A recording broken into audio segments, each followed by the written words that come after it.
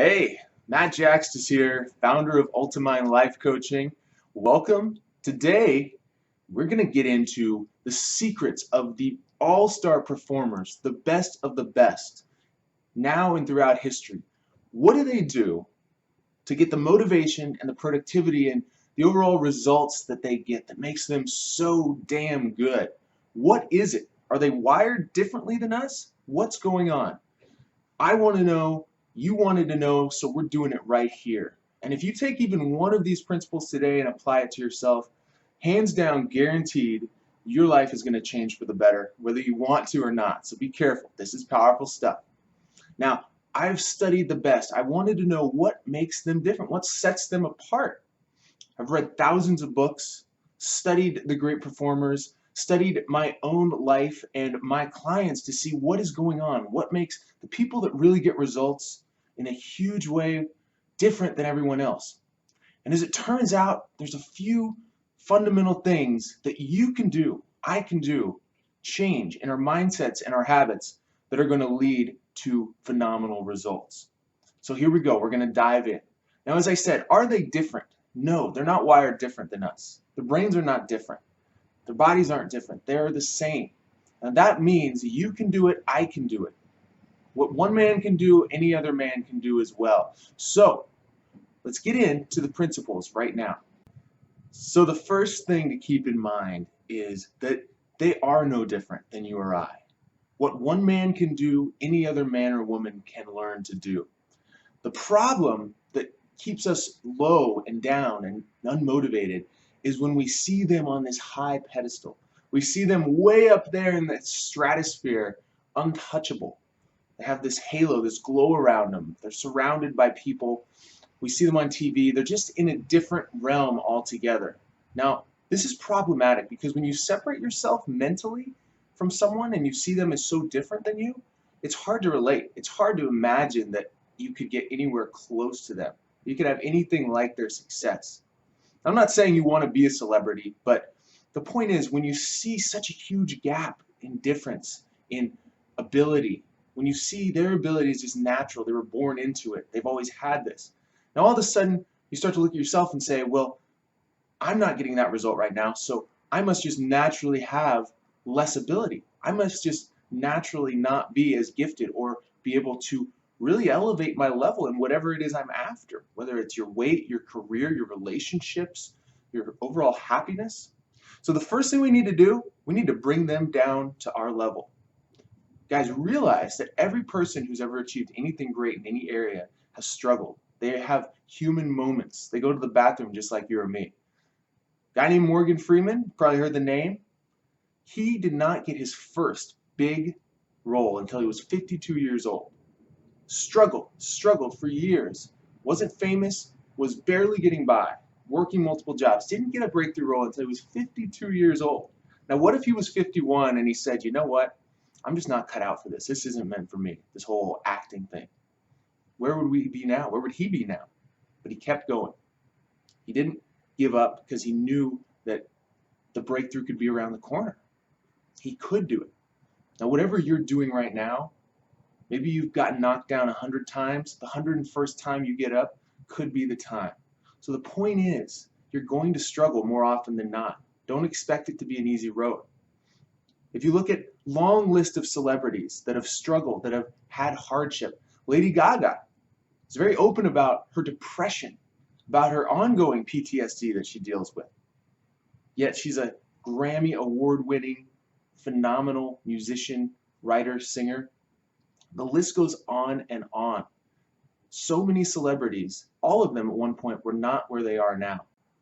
A guy named Tim Ferriss, you may have heard of him, best-selling author of multiple books, The 4-Hour Workweek, The 4-Hour Body, has one of the, possibly the all-time most listened to podcasts in the universe.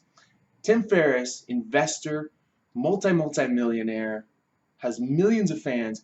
He's open about the fact that he's been suicidal. He's dealt with depression. That he still has times in his life where he'll put on weight, that he'll be lost, even after all that success. He's open about being a normal guy, just like you, just like me, that just happens to have found the way to create amazing wealth and success and oftentimes reward mentally, emotionally, financially. The point is, bring these people down to your level or raise up to their level. Close that gap. Realize that you can do what anyone else can do. You've probably been not taking action, been being held down by a subtle belief that greatness and success is meant for someone else. It's not meant for me. If that's the case, then I want you to focus, take time to notice all the people that have reached greatness and see the struggle they've gone through. See that they still have moments of struggle. See that they are human. See that they are just like you. Now the other thing that's going to make this powerful is to call out, even make a written list, write it down of your times when you've had success. Notice the times when you've been truly successful. Small wins, big wins. I guarantee you have had moments in your life, maybe recently, maybe some are longer in the past, but call out and really put them into focus those moments when you have actually been successful, when you have done something in a great way. Because the truth of psychology is proven that what we focus on is what we magnify, what we create more of in our minds and then in our lives. What we think about is what we take action on. So if you're focusing on all the people that are getting ahead, that we see on Facebook, that we see on TV, that are doing better than you, if that's what you're focusing on, then guess what? That's what you're going to get. You're going to create more of that small, caved-in mentality. You're not going to take the actions necessary to start creating success for yourself. But if you bring them down to your level, as we just talked about, realize how normal the most successful people really are, and then bring yourself up. Realize the times when you have been successful, the times when you have been effective, when you've been a good leader, when you've done the right thing, when you've been smart and engaged and taken action, whatever it is. It's your personal story to decide and tell yourself. Bring those moments into focus, and when you focus on that, that's going to be motivating. Muhammad Ali was famous for being just as a young kid, 10, 12 years old or younger, before he ever got to be the greatest boxer in the world. He was famous for telling everyone, his classmates, his family, that he was going to be the best. He was going to be the heavyweight champ. And this was at a time where he had no idea he was even going to grow big enough physically to contend as a heavyweight fighter. He was telling everyone how great he was going to be, the things he was going to buy, the houses he was going to build, how famous and how many fans he was going to have all over the world. He was creating from a very young age that mentality of his success, what he could do. And that's the same thing. When you focus on the wins you've already had and the wins that you are capable of having, you're going to start creating them in your life naturally. It's what the best superstars do. It's that mentality you have to consciously cultivate. The next point, this is huge, guys, this is big, is expect to fail and welcome it. I guarantee you, the all-star athletes in the world, the LeBron James, the Tiger Woods, the Kobe Bryants, the Roger Federers, I love my tennis, so I got to throw Federer in there. Not only do they expect to fail, but the times when they fail, they welcome it. I'm not saying they like it or they want to mess up in the big game, miss the shots, but I'm saying they know it's necessary. They know that it means they're getting closer, that they're stretching themselves. Because the truth is, if you're not failing, if you're not messing up, missing shots in your life on a regular basis, then it means you're not taking action. You're not practicing and stretching yourself. And if you're not taking action, stretching yourself and practicing, then it means you're not getting anywhere. It means you're living below your limits. So every time you mess up, you have the ability to get down, frustrated, say, it just means I'm not meant for it, I can't do this.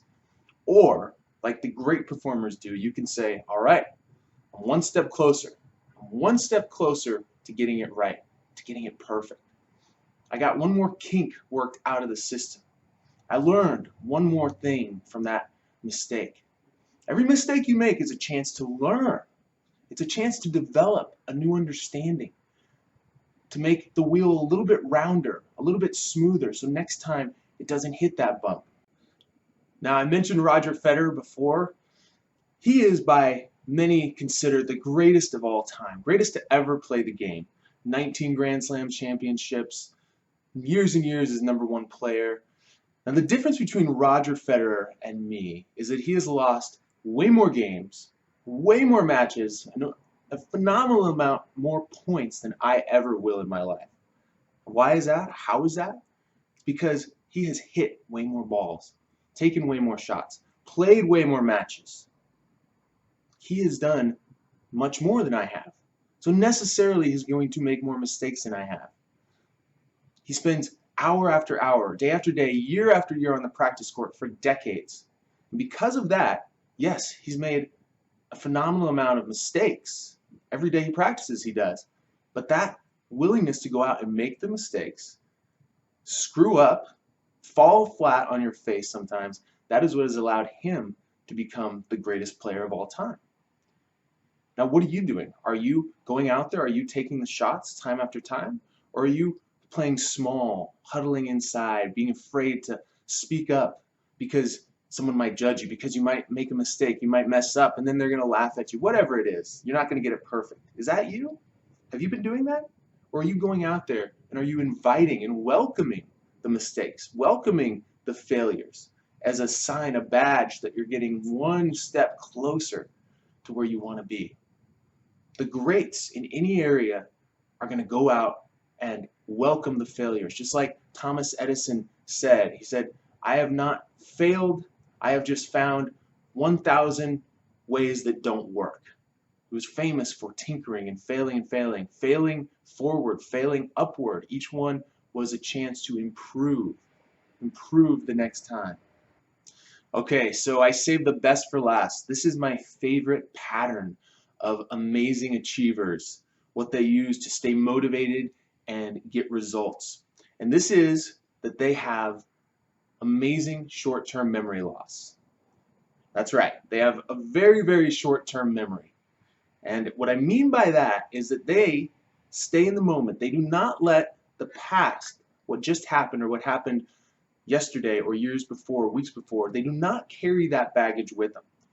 See, most people go through life and they're continuously picking up all the garbage they step on, all the stuff, the negativity they hear on the news, or the criticism that comes from someone around them, or, like I said, a failure, something that doesn't work out in the past. And they're picking that up and they're putting it on their back, in their backpack, in their pockets. And they're getting heavier and weighted down. And all they can think about, maybe this is you, all you can really focus on is the burden of carrying all that crap, that nonsense around with you.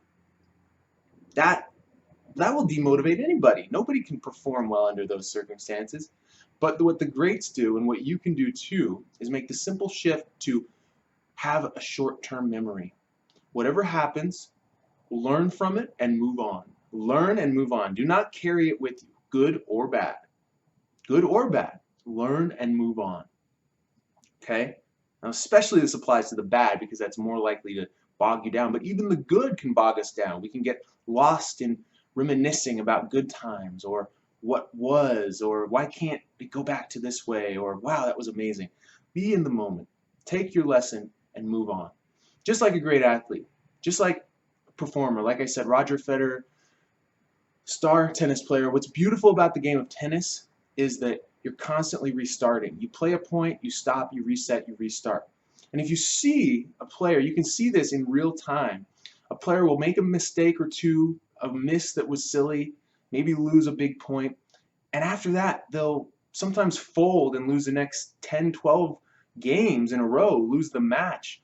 And you can see that exact point where they started carrying the baggage with them, that they can't get past it. They're still reflecting back on that when they need to be in the moment. So the beautiful part about this technique is that it's not that hard to deploy when you're conscious of it. Now that's because the human mind, that brain that you and I have, is only, the conscious part of it is only capable of holding about 7 to 9 distinct pieces of information, different pieces. Kind of makes sense why phone numbers are the length they are. So when you know that, if you fill it up with the right type of information, as in what's going on right now, what's the next step, what is good right now, fill it up with the proper things that motivate you and keep you in action, it necessarily means there's no room for all the baggage, the fluff. It just can't get in. Your mind is occupied. It's full capacity. So the trick is filling it up with the right things. Now the right things are staying in the moment. It's called dropping into the moment. Boom, being present in your body, in what's going on, in the situation at hand. Now that means being goal and detail oriented. What is the next step? What are the next 2 steps? What do I need to do to prepare for those steps? What am I doing right now in detail? What does it look like? What is each specific motion? Now, if this is about losing weight, let's say, that means right now, what is the next step? The next step is to have a healthy meal. Boom. What does that mean? That means choose something I enjoy that's healthy. Let's see, what do we know about health? Well, what do I like? Broccoli and maybe a little bit of cheese. You know, where am I going to get that? Stay detail oriented. When you stay focused on the details and the step-by-step actions, all of a sudden you don't have room to think about, oh man, the cupcakes are really good. You see, your mind is full. You're in the moment. You're focused on your goal, and you're filling up on the details, the specificities of that goal and what you need to do to achieve it. A powerful way is to add on to this is to visualize it. See it happening. Close your eyes even and see the steps you want to happen right now, the next few steps playing out in front of you. And when you do this, it just adds another sensory layer onto it that your conscious brain can latch onto.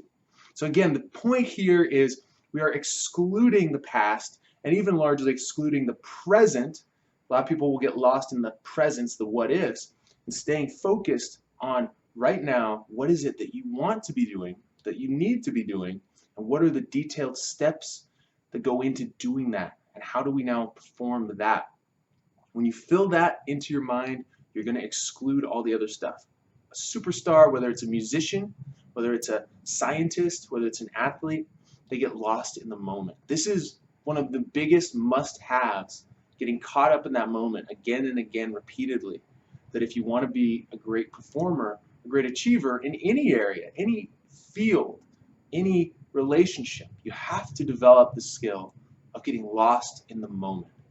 So, these 3 big tactics, being willing to be lost in the moment, being willing and inviting failure as a necessary step to finding your ultimate success, to finding your ultimate truth and creating the reality you want.